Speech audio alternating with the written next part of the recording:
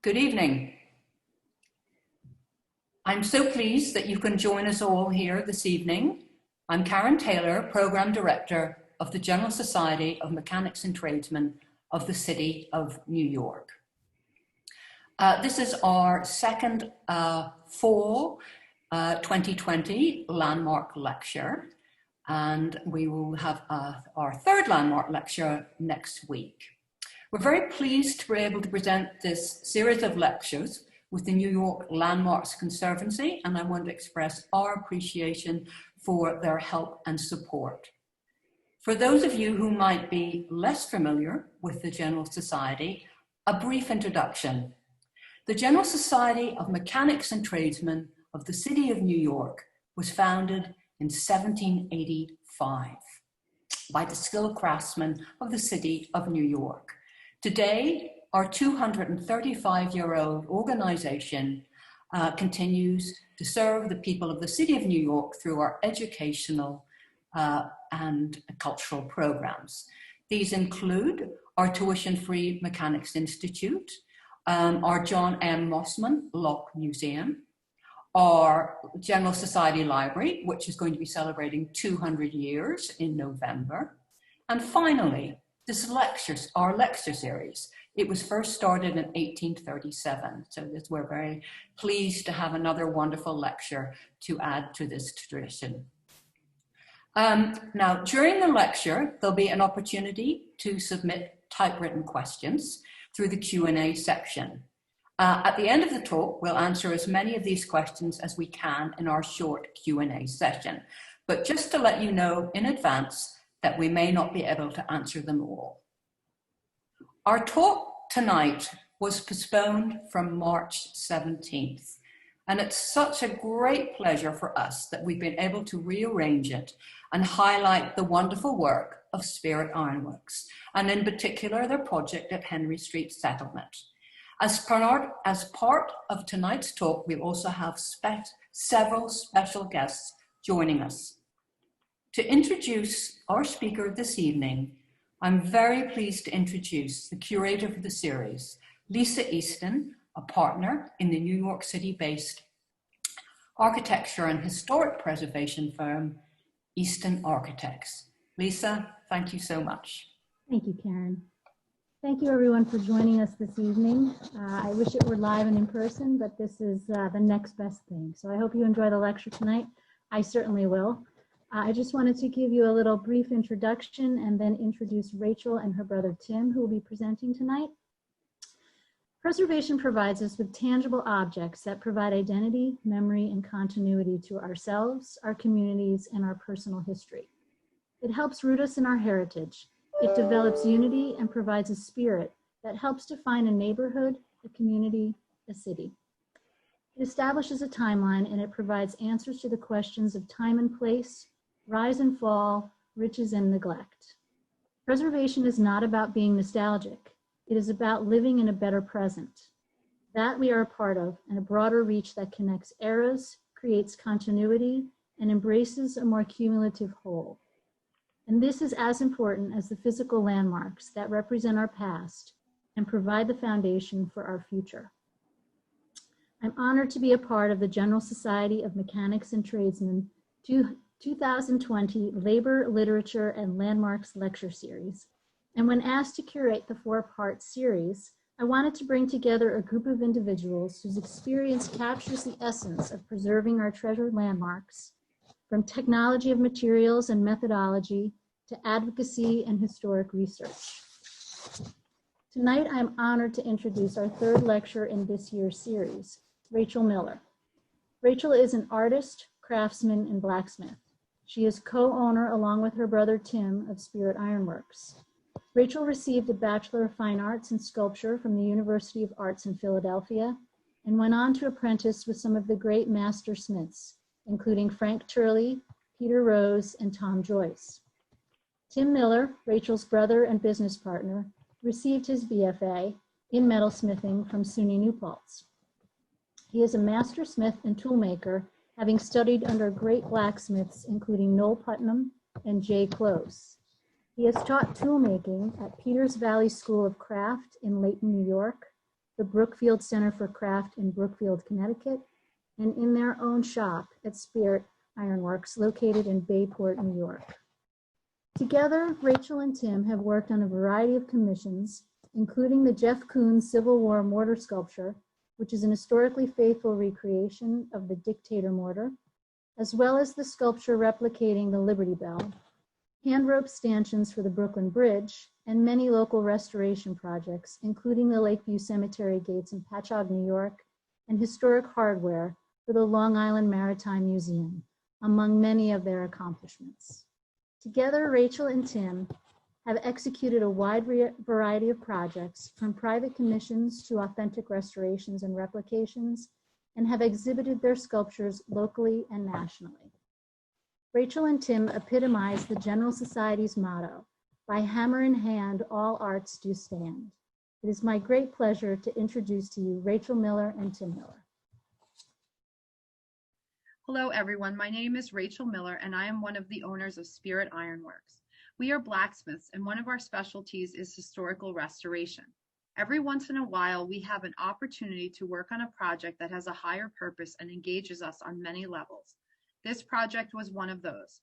I am happy to be able to share with you tonight the story of a wonderful project we were involved in for the Henry Street settlement on the Lower East Side in New York City. In 2018, we were asked by Lee Saltzman Architects and the Henry Street settlement to restore almost two centuries old ironwork located in the front of 3 of the settlement's buildings. First, a little bit about the history of Henry Street. Henry Street Settlement is a home to a not-for-profit social service located in the Lower East Side neighborhood of Manhattan that provides social services, arts programs, and healthcare services to New Yorkers of all ages. Founded in 1893 by a young visiting nurse named Lillian Wald, it is considered to be by many to be the birthplace of the social welfare reform movement.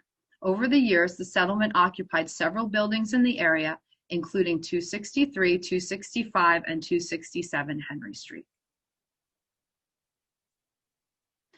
Now I would like to introduce David Garza, the president and CEO of Henry Street Settlement. David has been president since 2010.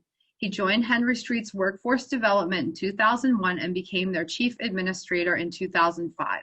He is going to say a few words about what this work means to their organization and how they are proud stewards of their buildings and all the history that carry forward into the present day. And it'd also be lovely to hear just a little bit about the work that Henry Street Settlement does for our community. So I'm going to turn it over to David. An honor and a privilege to be with all of you tonight, celebrating this really important and meaningful project to the settlement. I want to thank everyone at Spirit Ironworks, including Rachel, Tim, and Lisa. I want to thank everyone at Lee Saltzman. I want to thank everyone at the New York City Landmarks Commission. I want to thank everyone at the State Landmarks Commission. And I want to thank everyone at Henry Street Settlement, including our board of directors, and particularly Renee Epps and Maggie Oldfather, who stewarded and shepherded and cared for this project at every step of the way. And, you know, to begin, I think it's really important to note that because of where this project sits at the heart of our historic headquarters, right smack in the middle of our 18 sites, at the heart of the settlement, just about everyone who works at Henry Street got a little taste of this project, because as we came and went for the duration of the project, we got to experience and witness the care and love and stewardship and responsibility that went into restoring and preserving the facade of our building and all of that beautiful ironwork. And I will say what we've been saying at Henry Street since we celebrated our 125th, our quadquincentennial about 2 years ago, is that we embrace our history to shine a light on our future. And I don't think that is anywhere more relevant than the project that we are here to celebrate today in the ironwork. Henry Street has been exceptionally busy in the present day, to the point where I would argue that it's as busy as it's been in its entire 127-year history. But we couldn't be as busy as we are, and we couldn't be in as intense response to the community if we didn't have a blueprint that was laid out in our founding days by our founder, Lillian Wald, who was mentioned in the introduction. Lillian Wald was a 26-year-old nurse when she founded Henry Street, and it was on a very, very simple premise: in times of need, act. And that has characterized and served as our blueprint for the entire time that we've been functioning and thriving as a human service organization. And that blueprint, implicit in that blueprint, is the notion of neighbor helping neighbor. And when the neighborhood experience a crisis, and we're one of the few organizations that can say in New York City that this is not our first pandemic, but every single point of crisis throughout our history, not only was Henry Street present, but that cast iron was present. So if you look at the Spanish flu, if you look at before that, World War I, if you look at the Great Depression, if you look at World War II, if you look at the Civil Rights Movement in the 60s, urban blight in the 70s, AIDS and crack in the 80s. Sorry, that's my wife calling me. I have to silence that for a second, but I'll make sure she's okay. Sorry about that. Through Hurricane Sandy, through 9/11, to the present day crisis, I'm so sorry. There we go. That should do it. The settlement has been present, and it's important that in response to neighbor helping neighbor, that we have the community expects us to be present, expects us to be strong, expects us to be agile, and expects us to be responsive to the needs that emerge. And in doing so, our stewardship of all of the characteristics and all of the architectural details and all of the elements of our building is a big part of that, because it is our home base. We consider it our epicenter, and it's critically important for us to be strong so that we can bear the weight of this moment and any moment.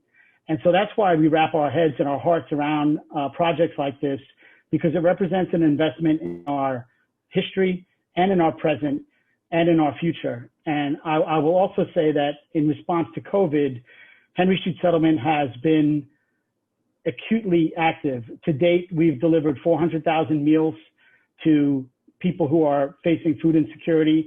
We've distributed $300,000 in emergency cash assistance. We have gotten over 400 people back to work at different types of employment opportunities. We fielded 1,000 calls to our helpline that we put up as an alternative to the 311 service, because many can't navigate it. We've placed over 7,000 calls to our seniors who are vulnerable. We've redeployed nurses and delivered food to our homeless shelters. And all across the spectrum of sites that Henry Street operates, we've been active in response to neighbor helping neighbor.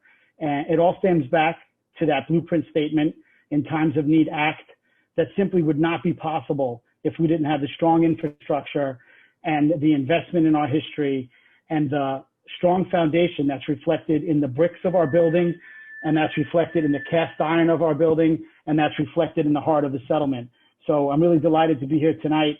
And it's particularly important that this particular project puts such a shining face forward on one of our 18 sites from where we serve over 50,000 New Yorkers every year. So thank you for everyone who helped make the project possible. And thank you for the investment in our present, in our future, and in our community. We're very grateful and we appreciate it very much. Thank you. Thank you, David. So I'm hoping everybody can see my screen here now. And I'd like to proceed with the lecture. And I'm really happy to hear all the fine work that's been going on since the pandemic and all through the years. And we are really honored to be part of this process in whatever little way we can contribute. So moving on with the lecture, I would like to talk a little bit about the history of the structures over at 263, 265, and 267 Henry Street.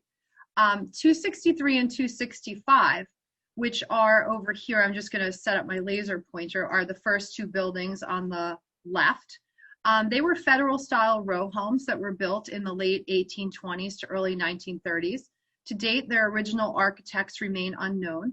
267 over here, Henry Street, was built in 1834 and is a 3-story townhouse. It's a fine example of a Georgian eclectic style home. Initially, these structures served as private homes for the well-to-do merchant class and their families. The ironwork on the front of their buildings reflects their their wealth and status in society. But by the mid-19th century, most of these wealthy residents moved out of the Lower East Side, and they were turned into tenement buildings, these homes, to house the growing immigrant population. By 1966, New York City Landmarks Preservation Commission had deemed all 3 of these buildings as historic landmarks. Now, I love this picture here. This is a photo from the 1920s, and that represents life from time past. We used it as a reference because part of our job as skilled artisans is to use bits and pieces of the history like this photo to guide us in our processes. The majority of these techniques we used were the same that were originally used to construct the ironwork. So we had to reach deep back into history and let it be our teacher. So this photo from 1938 shows a little bit of the fencing at 265. You can see it here next to this absolutely adorable little boy that was included in our restoration. Now, I know David touched upon the funding, so I don't really need to go into it too much, but I just wanted to mention that it was funded by grants from the New York City Landmarks Conservancy and the New York City Landmarks Preservation Commission with the assistance of Lee Saltzman Architects and Judith Saltzman. Many thanks again to all the wonderful parties that made this project possible. So before getting into the actual restoration, I thought it would be interesting to review some of the challenges in restoring historic ironwork. It's not always obvious to related design and construction professionals because modern metalwork is often assembled using different methods and materials that don't translate it well into older work. So a major challenge in undertaking this kind of work is balancing the budget with the desire to faithfully restore the ironwork using the same techniques and the same materials as in the past. Frequently, it is preferred to reuse as much of the original material as possible. However, that's not always achievable. In this picture, you can see the conditions of the castings that are really beyond repair. And that's due to the fact there were too many missing or broken off pieces. Many of the castings were missing over 50% of their original material. So after much discussion, it was decided to create a pattern for the new castings by combining pieces from multiple castings, then using the pattern to cast new panels. The other option, to piece together old and new material, would have been extremely labor intensive and produce an inferior product. It would have resulted in castings that were mismatched in size and weak. Another issue that occurs is lack of skilled artisans to actually perform the work. To recreate and restore metalwork of this quality and time period, the level of skill required is hard to find due to lack of knowledge and training. And some of these lost skills include blacksmithing, tool and die making, hand fitting, filing, forge brazing, and forge welding, as well as many others.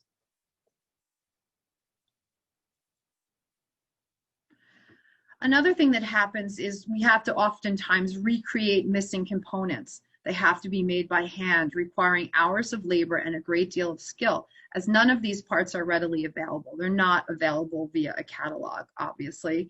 The skills required take years to perfect, using tools that are not always readily available. Sometimes, and a lot of times, we end up making our own tools. Another thing that we run into is sometimes the extent of damage or detail is not evident until after the paint is removed. As you can see on the photo on the left, each empty hole represents a missing part.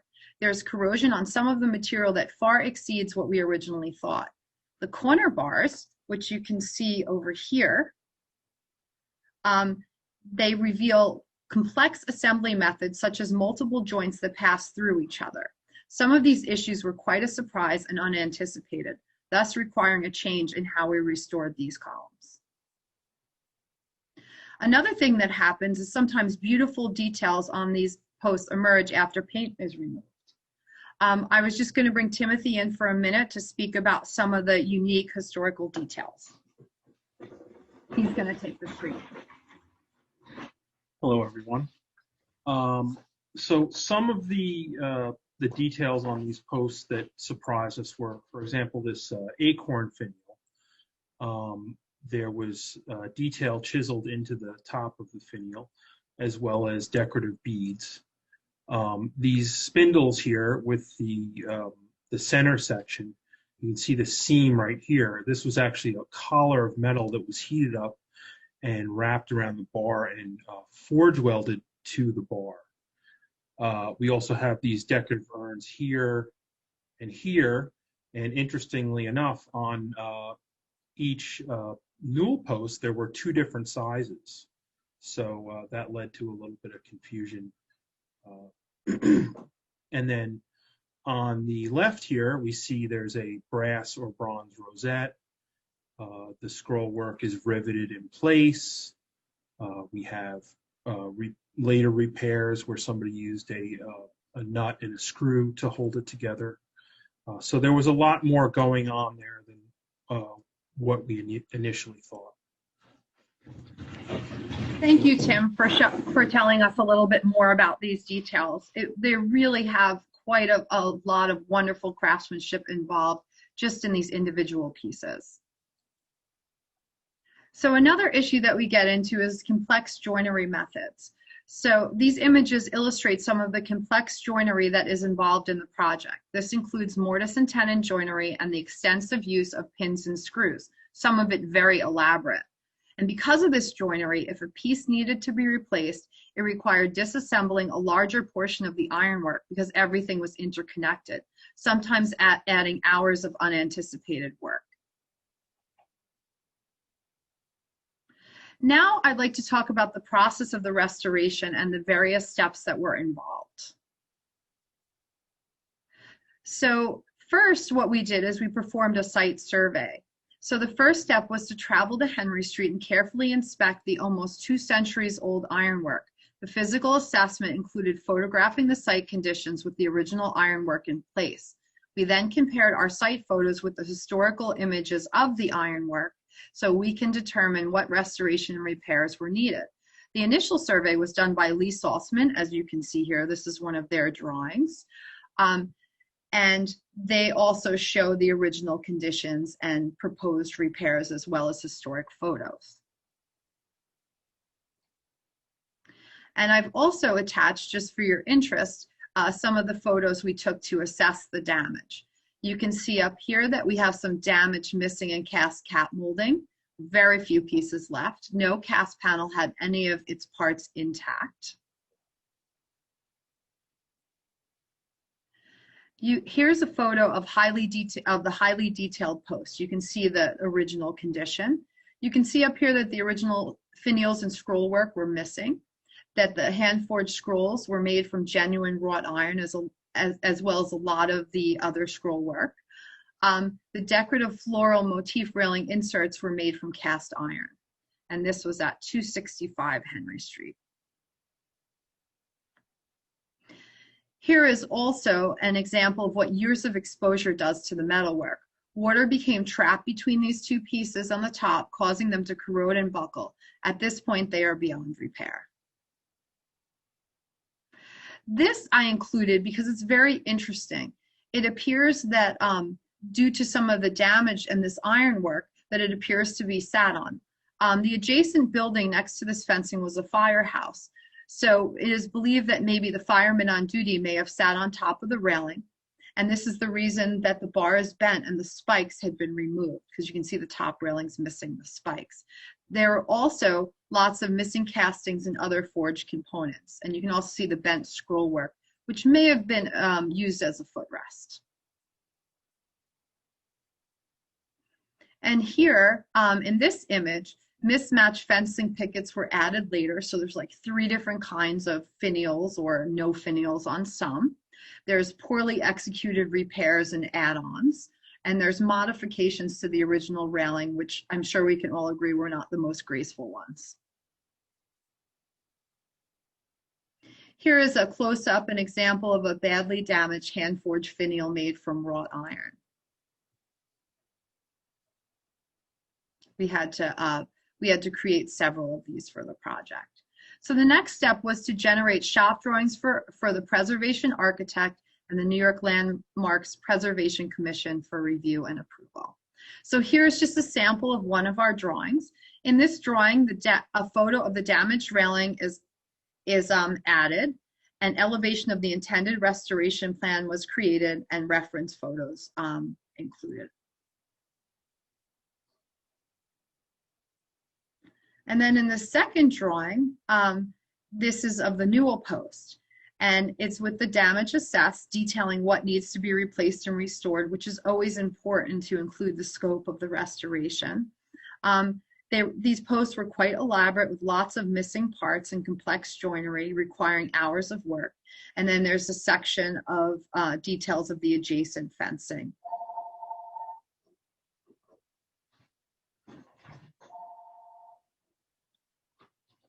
I apologize for the phone. This is unanticipated. So the next step was to remove and catalog the ironwork.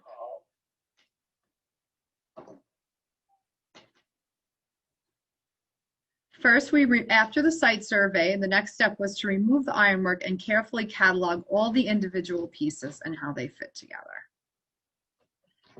Now, here's a snapshot of some of the ironwork with tags, and we kept a very detailed list of location and what they were part of.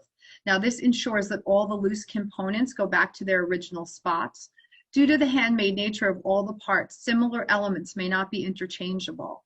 Ironwork of this kind is like fitting together pieces of the puzzle. Each piece is unique.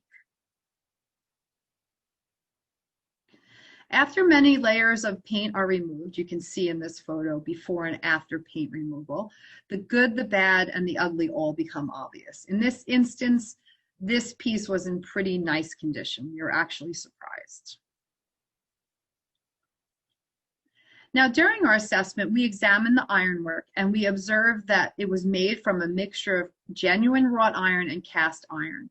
We also discovered more information about the various techniques used during assembly.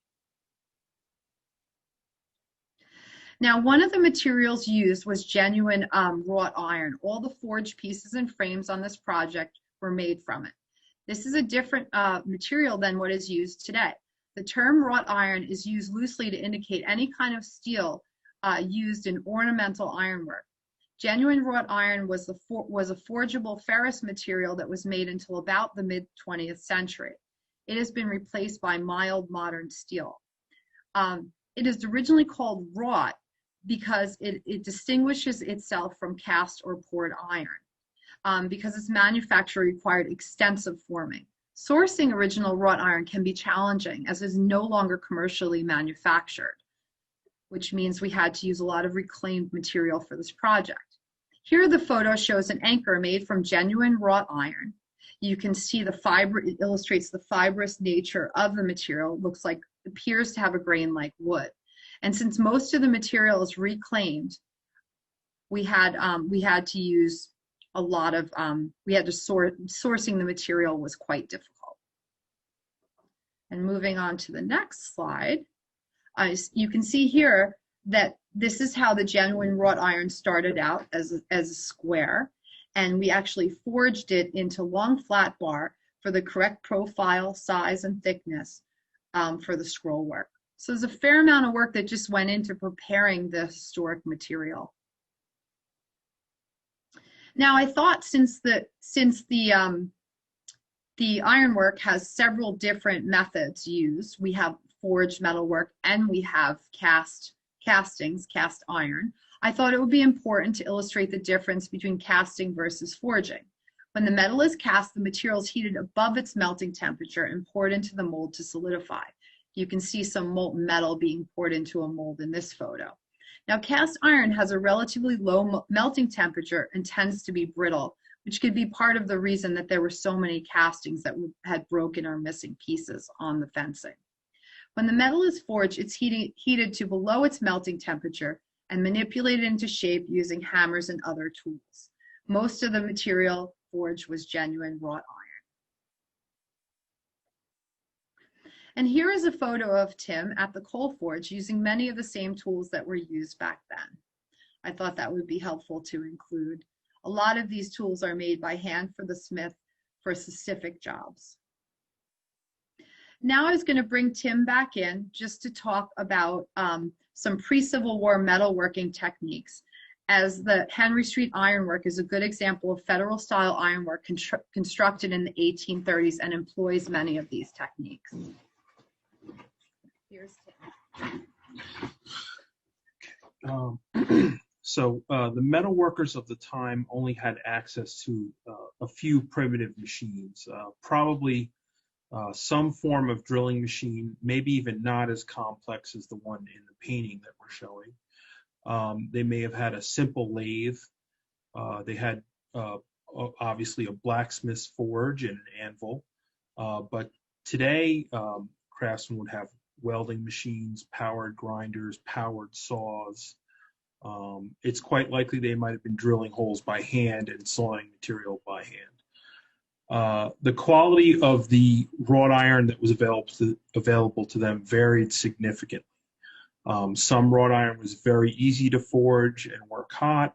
Some wrought iron would crumble when it was heated. So they would have to adapt their technique to work with the material that was available. And we saw that reflected in the ironwork on site. Sometimes there were joints done that seemed unnecessarily labor intensive when they could have simply forged it. But when working with the material, we found that it wasn't that forgeable. So they did things like cutting and pinning. And then during this period, ironwork relied upon the skill of individual craftsmen as mass production was still in its infancy. Once again, they had only the most basic machines. They might have had, the iron mills had powered machinery, but the small shops doing ornamental ironwork probably had very, very little, if any, power available to them. So they were still relying upon mostly handwork. Thank you, Tim. I thought that was good to give a background and a context for why certain techniques were used. So now we go into the restoration of the 263 Henry Street flower railing. And I call that flower railing because of these cast iron panels. So as I had described before, it was quite a challenge because it required almost complete replacement. Actually, it did require complete replacement because every casting had missing sections.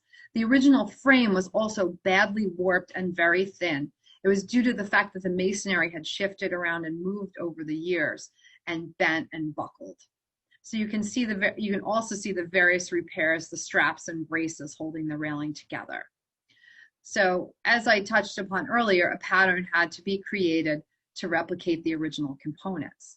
So pattern making is an original casting, which was made from individual pieces of the original castings, is taken and then made into a pattern by a skilled pattern maker. And they're equally as skilled in a different way as the blacksmith. And to find a good pattern maker is extremely difficult. The size of the pattern will take into account that the castings will shrink after the cast iron cools. The picture on the left are the new castings. I thought this was fun to add in because this is actually us using a modern process. We probably shouldn't out ourselves in that, but the castings had uneven edges. So we used modern machinery methods so that they could be trimmed to a precise size to fit into our new frame. So the image on the right shows the castings being attached by pinning the material to a modern day stainless steel frame. That choice was to prevent rust from forming between the castings and the frame. Notice the special setup used to access the tight space where the pins are located. Now here are the castings in the new frame. It's all ready for the cast loafer rail to be added. It was only available in short sections due to shrinkage and warpage issues that occurred during the casting process. So now we get into some restoration highlights of 263 and 265 Henry Street. Both of them had beautiful newel posts and stoop railings in need of restoration. Now, since there are a lot of small ornate missing pieces in the Henry Street railings, one of the methods utilized to replicate them was to make a die or a swage, either double or single-sided, to replicate the missing components such as cap molding, small urns, and acorns. In this photo, you will see the various swages used and an example of what each tool produced. So you can see them here. These are double-sided and these are single-sided. And we're going to get into a little bit more of this process because to me, it's truly a fascinating one. So the first step to creating the tool is follows. First, a master is created by turning it on the lathe since it is in the round. And at this point, I'm sure you're probably wondering, why wouldn't we just make all the round components in the lathe and skip making a tool? But making a swage enables us to produce the part over and over again in a similar method as the original, much more efficiently. Now then the master is fit between two hot blocks of steel to create the reverse impression. Then the tooling needs to be relieved of any sharp edges, which you can see here.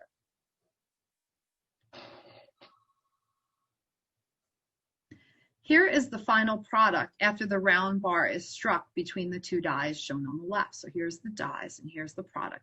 Notice the size of the original material at the bottom. Shows you what we started with. So here's just some more snapshots from the process. On the left, the photo shows the master created from the original. The center photo shows one side of the tool and the master. And on the right is the finished project straight from the forge. Here are the stages from left to right, original, master, and then here is a piece that is pre-formed. Notice the piece on the left with the little piece of metal at the top. Since we're starting with a round bar and the urn narrows in diameter, the material had to go somewhere, and that's trimmed off later. So here's an example of a double-sided die. The cap molding originally was made from two pieces. Over the years, water got in between, so it was decided to recreate the original profile in one piece. So we created the profile, designed a swage for it, and here is the end result of the new cap.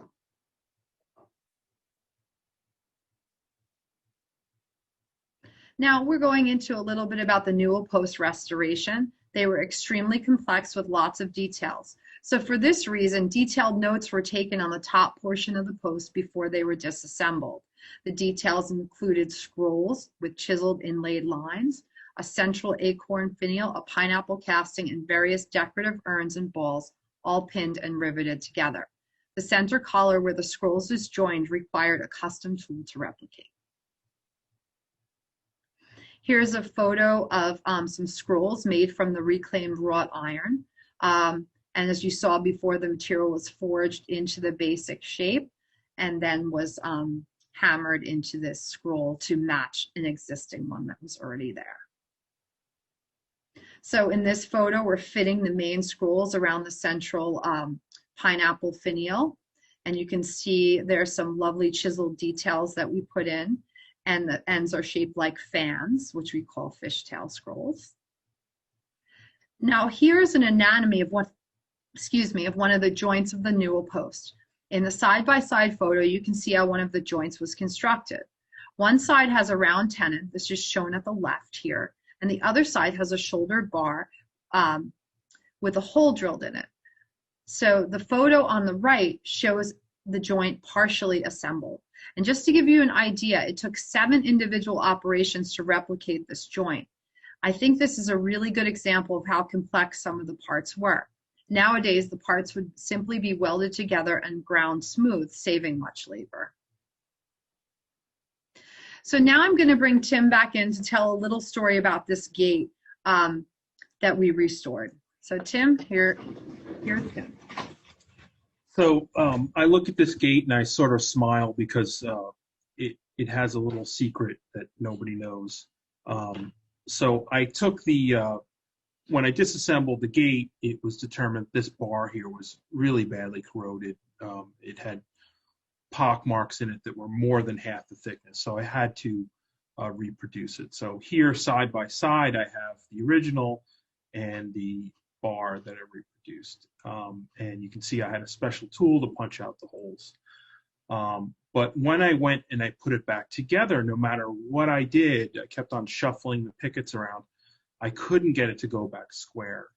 And I was scratching my head, thinking we forgot to catalog something correctly.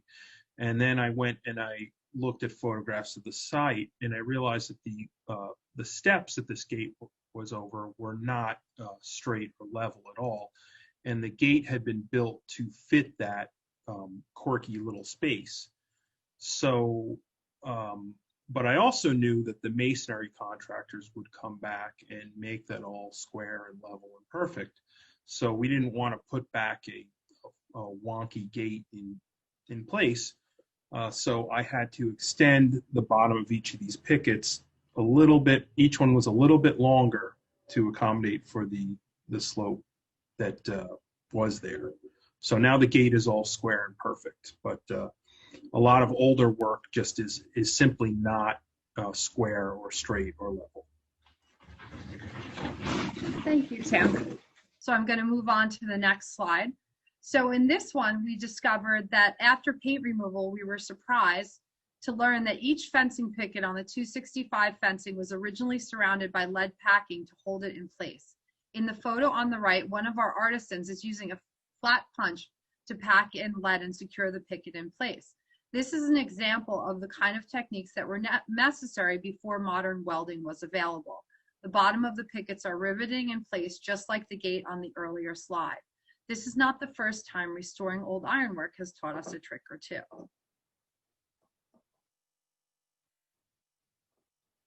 Now you can see a photo of one of the completed fencing sections.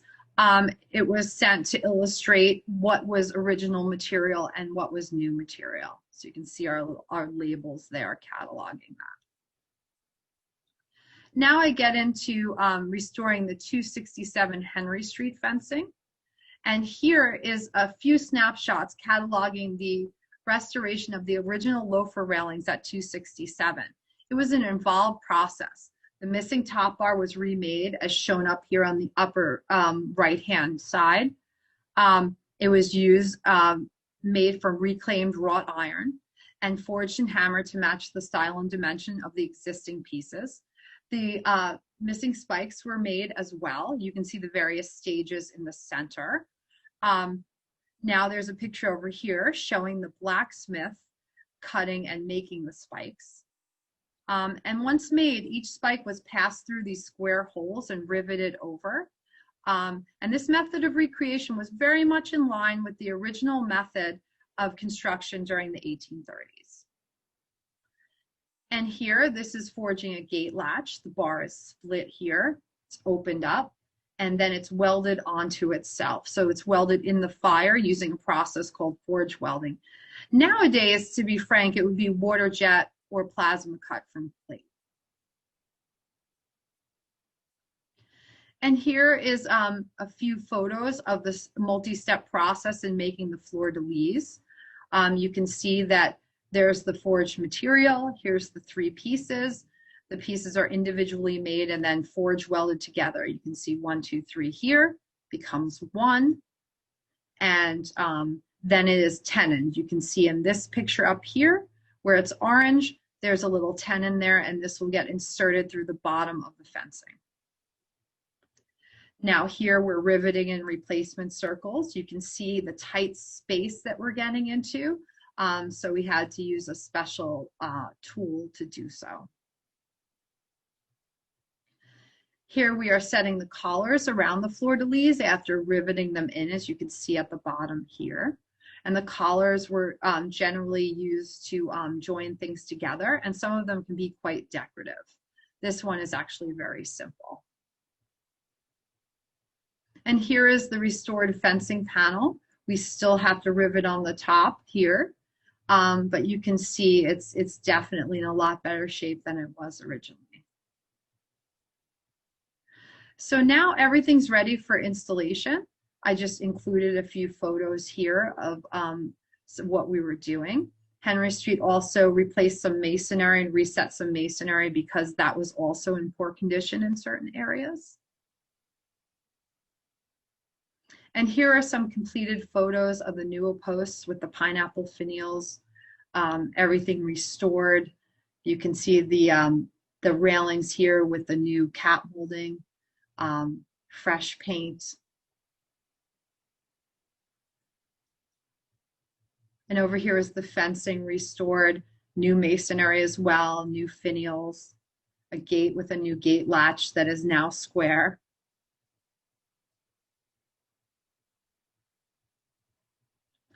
And here is the cast iron railings with the new frame, the new castings and the loafer rail, and even a gate was added at this point.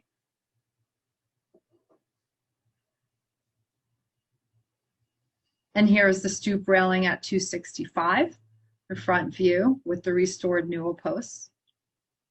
I think the job in total took almost 1,000 hours. And now I would like to introduce Judith Salzman, who's the principal of Lee Salzman Architects, who was a key part of making this restoration happen. And I would like to invite her to speak a little bit about the history of the project. Well, thank you, Rachel, and thank you, Rachel and Tim, for a really exceptional insider's view. Even for those of us who worked on the project, this presentation brought detail and depth to the complexity that I think is really a privilege for all of us to see. And thank you, really for sharing that. This is a project that involved, an exceptional client, a group that wants to do good in the world, and specifically in the Lower East Side, and has been since the 1890s.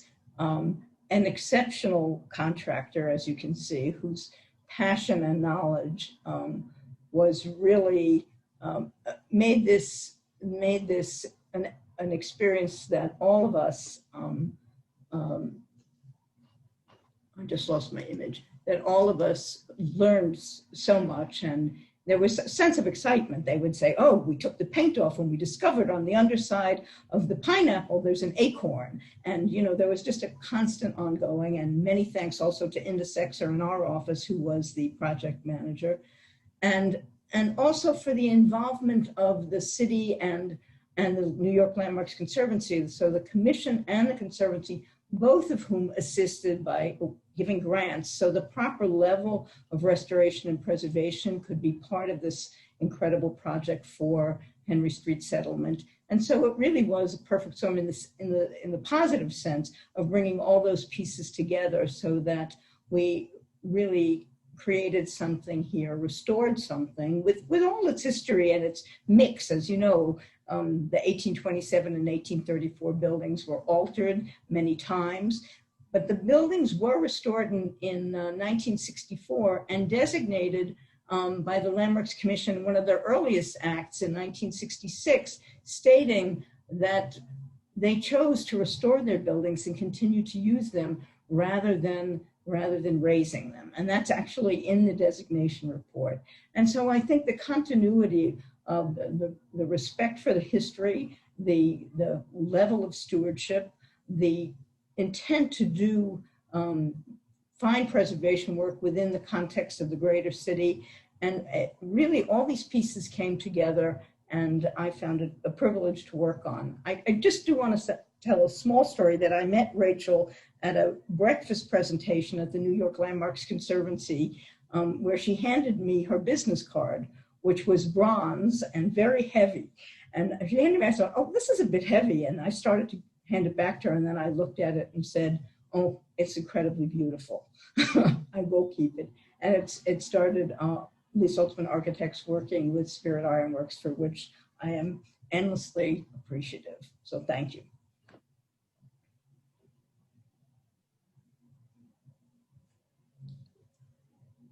Right.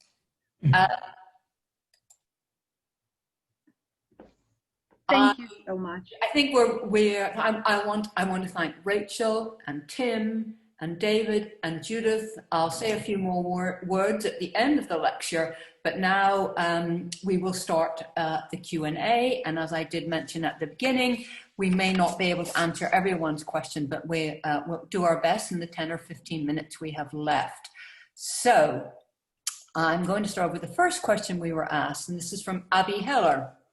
When the wealthy merchant families lived in these buildings, was the cast iron designed to reflect the family names, for instance, crests, and or the industries in which they worked?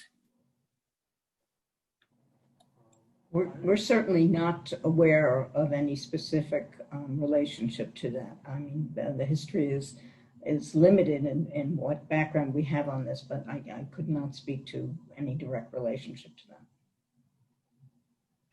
The only real scholarship that I'm aware of ironwork from this time period is a book called The Ironwork of Old Philadelphia.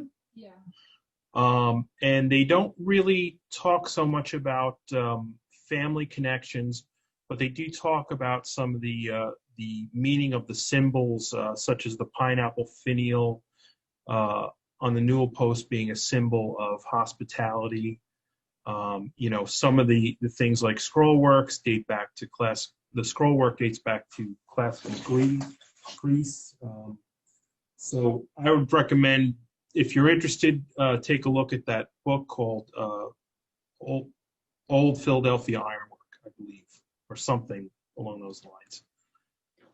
It's really reflective of the time period that this ironwork was made, although it's not, you know, the ironwork is obviously in New York City, but it's reflective of that time period.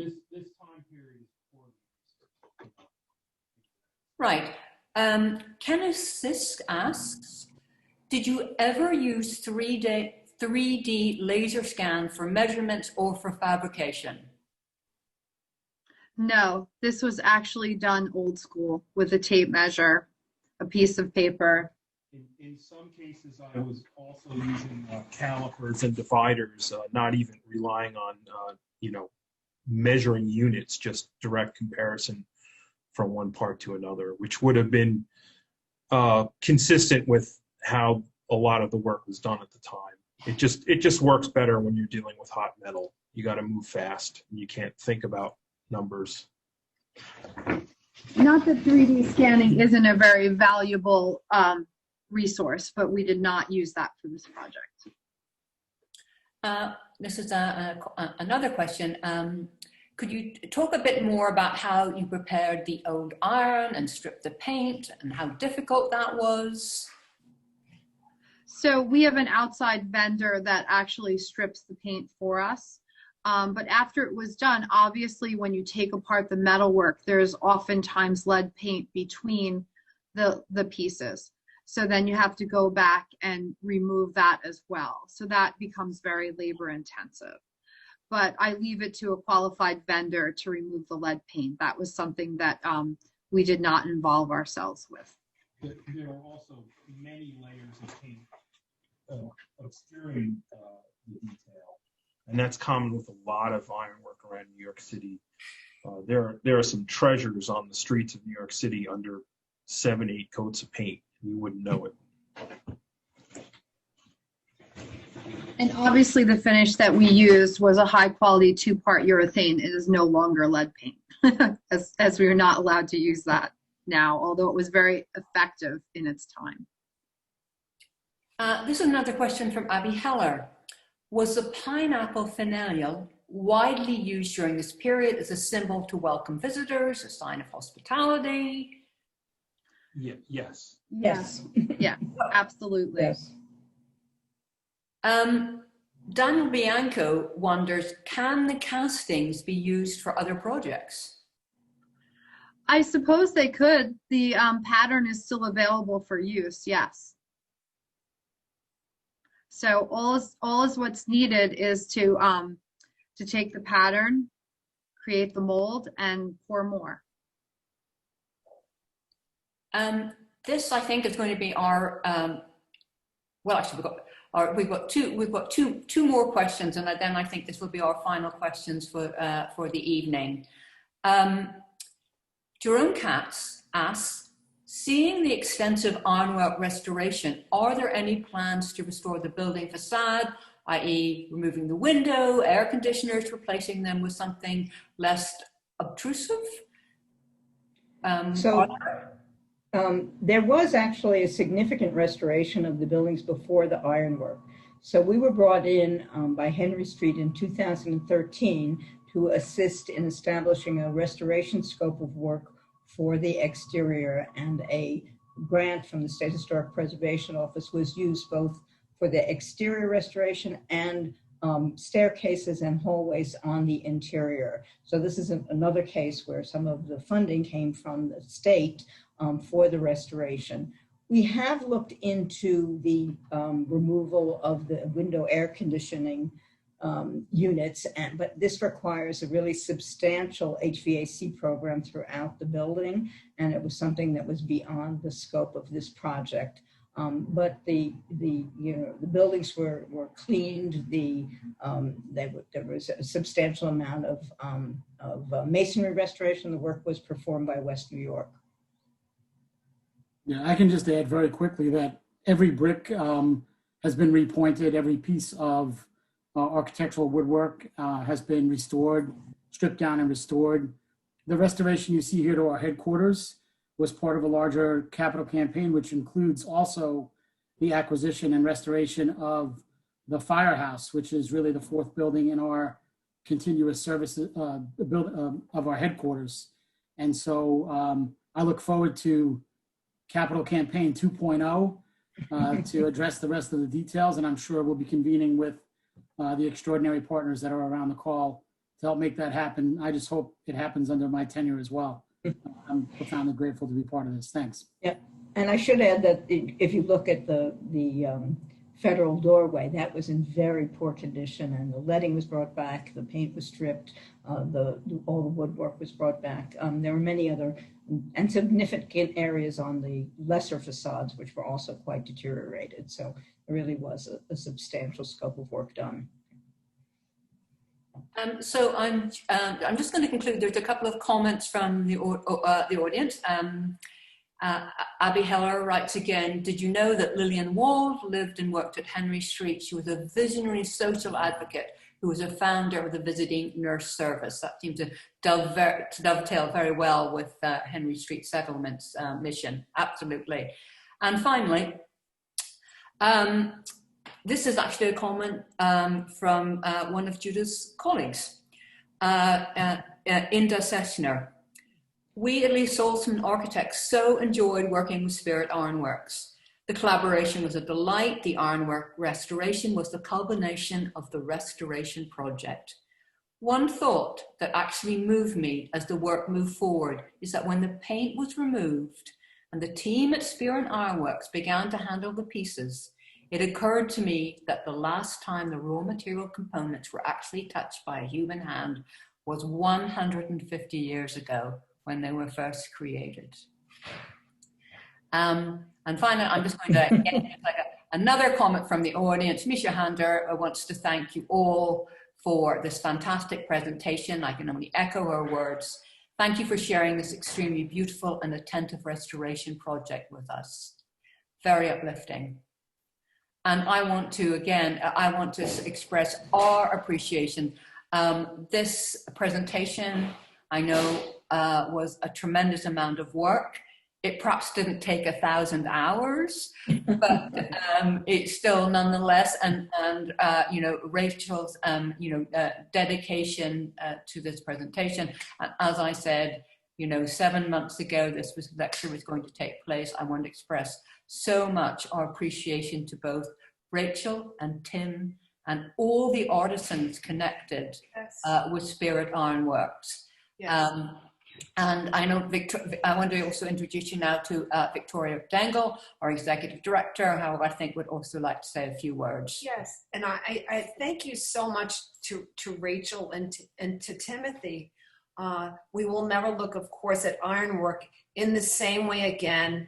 And I have to say, it's so appropriate when it comes to a loving restoration, how appropriate for a brother and sister, you know, that you are working together. It is so lovely. Judith, I received the same business card and was quite taken with it as well. So I have to say, I do associate the Millers with their business card, but and your work is exquisite, Rachel and Tim. But I also want to say that it is noted that they are frequent attendees at our lectures and feeding their souls. Not only, you know, do they are in support of their own work, but their fellow artisans. I have to say they do turn up at a number of lectures, and it's not unnoticed. So thank you to Rachel and Tim for supporting the subject of artisanship and promoting the work of artisans. And I wanted to say to David, thank you for the wonderful work that you do at the Henry Street Settlement. And just to close in saying that we were founded in 1785 by a blacksmith, Robert Boyd, who asked 22 fellow artisans to assemble at the Walter Ayers Tavern on Pine Street. And here, 235 years later, we are still going, thank God, we're still going strong. So to good days ahead for everyone. So thank you. And thank you to our attendees who support our lectures, our constituency. We're always so grateful. Thank you. Absolutely. We are so delighted that you could all be here with us. Thank you. This evening. Again, just to thank Rachel and Tim for such a fantastic lecture and talk. And it was just such a pleasure to see your stunning work. I also want to express our appreciation again to Judith Saltzman. It was very interesting to hear her perspective. And of course, David, forgive me if I mispronounce your last name, David Garza. I want to thank you for giving such a wonderful overview of Henry Street and its mission. And finally, I also want to express our appreciation to Lisa Easton, who has created this series. And in fact, the final lecture of the 2020 Landmark Lecture Series will be next week, and will be with Patrick Sticcone, who's a preservationist and co-author of Bricks and Brownstone, the New York Row House. And as I said, that's on next Tuesday. Again, so many thanks to our audience for joining us tonight. And we look forward to seeing you in the future. And again, a million thanks to Rachel and Tim. Thank you very, very much. Thank you, everybody. Thank you. Thank you. Thank you. Yes. Thank you.